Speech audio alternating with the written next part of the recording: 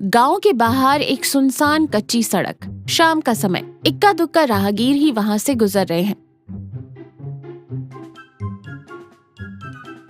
रमैया अपने पुराने लकड़ी के ठेले के पास अकेला उदास खड़ा है। ठेले पर लिखा है रमैया देसी चिली चिकन। पास ही सुब्बा राव का बड़ा ढाबा है, सुब्बा राव मिलिट्री होटल।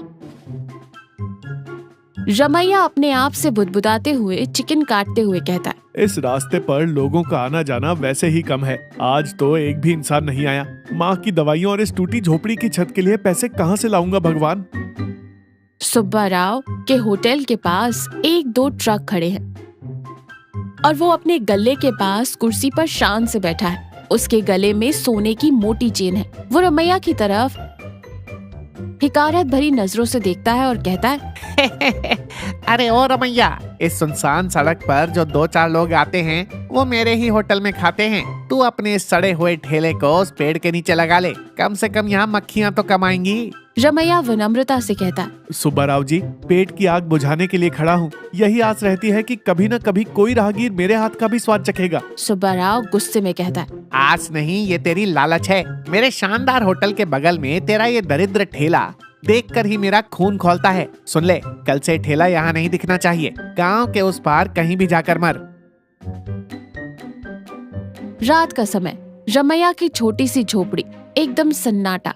एक मिट्टी का दिया जल रहा है। उसकी बीमार मार सुशील अम्मा एक पुरानी खटिया पर लेटी खांस रही है। रमैया उनके पैर दबा रहा है। अम्मा खांसते हुए कहती है,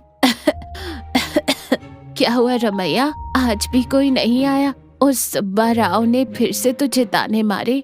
कुछ नहीं माँ, उस रास्ते पर मुसाफिरों ने आना ही छोड़ दिया है। कल मैं शहर जाकर आधा मुर्गा ही लाऊंगा और फिर से अपनी किस्मत आजमाऊंगा। तुम चुपचाप दवा खा लो। बेटा, तेरी मेहनत एक दिन रंग जरूर लाएगी। तेरे हाथों में जो देसी मसालों का जादू है ना, वो सुब्बा राव के मिलावटी ढाबे में नहीं है। अगला दिन, वही सुनसान कच्ची सड़क, कोई नहीं है। रमैया ने अपने ठेले को साफ करके सजाया है। उसकी पत्नी कमला पत्थर की ओखली में ताजे मसाले कूट रही है। कमला ओखली में मसाले कूटते हुए कहती है, सुनिए जी, कोई नहीं आया तो क्या हुआ? आज मैंने अपने आंगन की लाल मिर्च से मसाला पीसा है। इसकी खुशबू से एक मुसाफिर भी रुक गया तो हमारा दिन बन जाएगा। हाँ कमला, आज भगवान बस एक ग्राहक भेज दे, मेरी मेहनत सफल हो जाएगी। गांव के जमींदार सूर्य प्रकाश उसी रास्ते से गुजर रही है। वो फोन पर बात कर रहे हैं और अचानक उनकी जीप का टायर पंचर हो जाता है। आसपास एकदम सन्नाटा है। ड्राइवर टायर बदलने लगता है। जमींदार सुब्बा राव के होटल की तरफ देखता है, लेकिन वहाँ की गंदगी देखकर मुंह फेर लेता है। तभी उसे रमैया के ठेले से ताजे भुने मसाले और देसी चिकन की महक आती है। जमींदार करीब आते हुए कहता है, रमैया, गाड़ी ठीक होने में समय लगेगा। एक प्लेट देसी चिली चिकन लगाओ, लेकिन याद रहे मिर्च तीखी हो और तेल कम। रमैया खुशी से झुककर प्रणाम करते हुए कहता है, जी मालिक, अभी लाया। मेरी पत्नी ने अपने हाथों से पत्थर पर मसाले पीसे हैं, एकदम शुद्ध। उस शांत माहौल में जमींदार चिली चिकन का पहला टुकड़ा खाता है। उसके चेहरे पर आश्चर्य और गहरी संतुष्टि आ जाती है। वाह रमैया, क्या स्वाद है, एकदम असली देसी मसालों का जायका। शहर के बड़े होटलों में भी मैंने ऐसा स्वाद नहीं चखा। रमैया हाथ जोड़कर कहता है, ये आपकी कृपा है मालिक। रमैया, कल मेरी हवेली में शहर से 2-3 बड़े अधिकारी आ रहे हैं। बहुत ही खास और छोटी सी दावत है।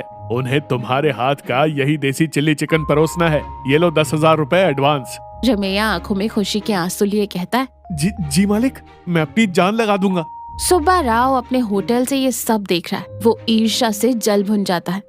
तभी उसका नौकर चंद्रम उसके पास आता है। सुब्बा राव चंद्रम से कहता है, देखा तूने, जमींदार साहब मेरा होटल छोड़कर उस भिखारी रमैया के ठेले पर खा रहे हैं और उसे हवेली की दावत का ठेका भी दे दिया। हाँ मालिक, कल की दावत में उसी को खाना बनाने का हुक्म मिला है। सुब्बा राव साजिश रचते हुए कहता है, नहीं, अगर उन अधिकारियों ने रमैया का खाना खाया तो पूरे गांव में उसका नाम हो जाएगा। चंद्रम आज रात को वो मसाले पीस कर रखेगा, किसी की नजर में आए बिना उस मसाले के बर्तन में, समझ गया ना? उसी रात रमैया का घर, सब सो रहे हैं। घर के बाहर खाना पकाने के लिए तैयार किए गए मसाले मिट्टी के बर्तन में रखे हैं। चंद्रम अंधेरे में छुपता छुपाता आता है और रमैया के मसालों में कड़वे नीम के बीज का पाउडर और रेत मिला देता है। चंद्रम कुटिल मुस्कान के साथ खुद से कहता है, अब खिलाना कल जमींदार को अपना देसी चिली चिकन। अगली सुबह जमींदार की हवेली। माहौल बहुत शांत और गरिमामय है। रमैया और कमला ने अपना खाना तैयार कर लिया है। शहर से अधिकारी आते ही होंगे।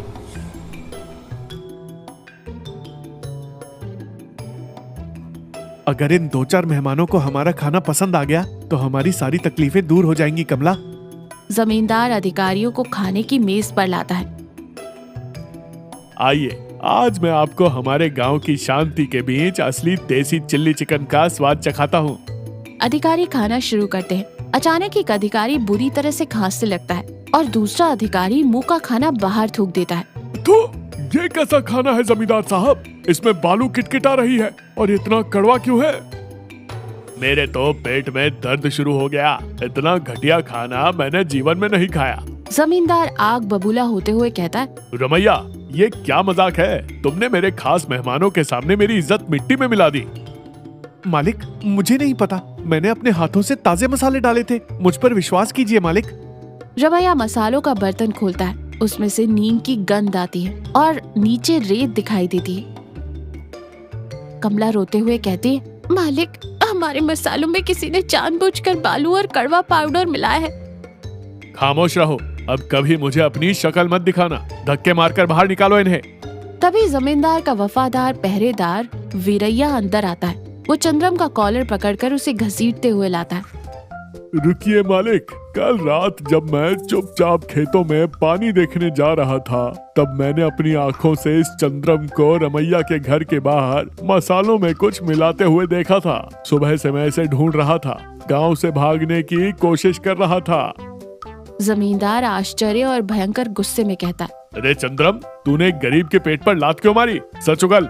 चंद्रम मार के डर से कांपते हुए कहता है, मुझे माफ कर दीजिए मालिक। रमैया को आगे बढ़ता देख सुब्बा राव की छाती फट रही थी। उसी ने मुझे पैसे देकर मसालों में नीम और बालू मिलाने को कहा था। जमींदार का गुस्सा अब सुब्बा राव पर मुड़ जाता है। पहरेदार जाकर सुब्बा राव को कॉलर से पकड़कर हवेली लाते हैं। हवेली में सन्नाटा है। सिर्फ जमींदार, अधिकारी, रमैया, वीरैया और सुब्बा राव है। जमींदार गरजते हुए कहता है, दूसरों की तरक्की देखकर जलने वाले और एक गरीब के निवाले में जहर घोलने वाले इंसान के लिए मेरे गांव में कोई जगह नहीं है। तेरा होटल आज ही बंद होगा। अगर दोबारा इस गांव में कदम रखा तो जिंदा नहीं बचेगा। पहरेदार सुब्बा राव को जलील करके हवेली से बाहर फेंक देते हैं। सुब्बा राव अपना सिर झुकाकर हमेशा के लिए गांव से चला जाता है। रमैया, मुझे माफ कर दो। मैंने बिना सोचे समझे तुम्हें बुरा भला कहा। मेरे मेहमानों को भी सच्चाई समझ आ गई है। रमैया आंखों में आंसू लिए हाथ जोड़कर कहता है, आप क्यों माफी मांग रहे हैं मालिक? सच कभी छुपता नहीं, बस वही साबित हुआ है। तुम्हारी मेहनत और ईमानदारी बेकार नहीं जाएगी रमैया। गांव के बीचों बीच जो मेरी पुरानी इमारत खाली पड़ी है, वो मैं तुम्हें देता हूँ। वहाँ शांति से अपनी दुकान चलाओ। कुछ महीनों बाद गांव के बीच एक बहुत ही शांत और सुंदर छोटी सी दुकान। उस पर बोर्ड लगा है, रमैया देसी चिली चिकन। वहाँ कोई भीड़ भाड़ नहीं है। बस 2-4 ग्राहक बहुत ही शांति और सुकून से बैठकर खा रहे हैं। रमैया, कमला और उसकी माँ सुशीलम्मा बहुत खुश और संतुष्ट है।